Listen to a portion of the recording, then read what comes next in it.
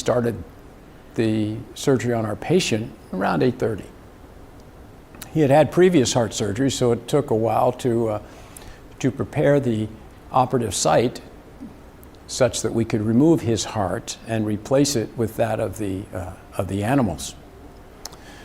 That process took a few more hours, and really towards the end of the afternoon, we were prepared to discontinue the surgery and test the new heart in its new environment. And we were quite pleased that as we separated from the heart-lung machine, the animal heart was functioning, by my eye at least, just about as normal as we could have expected. He simply didn't want to die, doesn't want to die. And he felt that if he had no opportunity, and he was pretty well convinced by multiple doctors who had told him he had a fatal disease and he was unlikely to leave the hospital because of it. With that as a background, as an alternative, he said to me two very important things. He said, I don't want to die. And he said, if I do, maybe you'll learn something to help others. And so I think that's a pretty cool thing, you know, and I don't know how any one of us would react faced to the same kind of thing, but he certainly has my vote of attaboy, you know. He's awake, he is recovering and speaking to his caregivers, and we hope that the recovery that he is having now will continue. His level of illness was probably exceeded our standards for what would be safe for human heart transplantation, and there were other issues, you know, in his history that precluded that. Well, our patient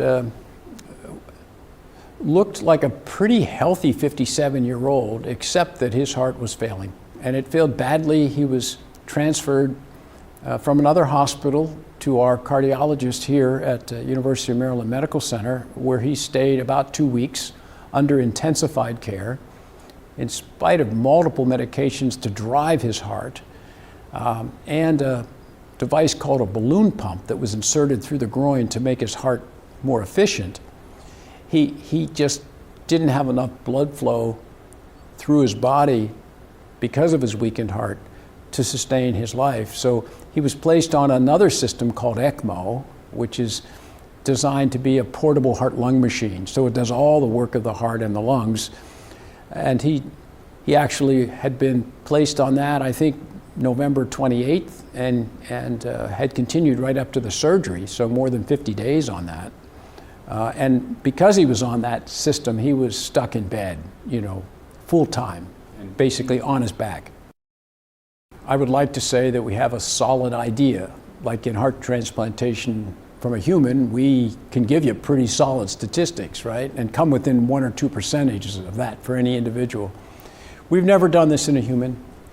And I like to think that we have given him a better option than what continuing his therapy would have been. But whether it's a day, week, month, year, I don't know. Probably the biggest risk is now.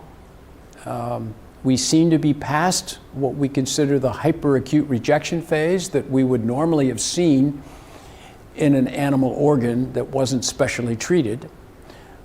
So we feel good about that one. So we're preparing for the next attack on his organ. We know that the pig heart will be attacked by different soldiers in our body. Different immune players can take it out, and we have designed a treatment plan in addition to the humanized, genetically edited heart to try to account for that.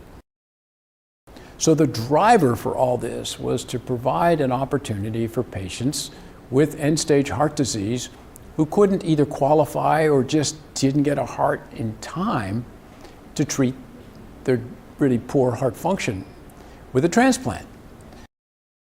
What everybody wants, right, is not to be limited simply by the supply of human organs for transplant. And you know, a number of the organs can be treated, you know, and used in this way from an animal, and can be commercialized basically as a drug, right? and in essence, on-demand delivery, right? You would have it delivered, removed, and delivered. If that's true, we will obviously change the face of what's possible for people who now wait years for a heart transplant.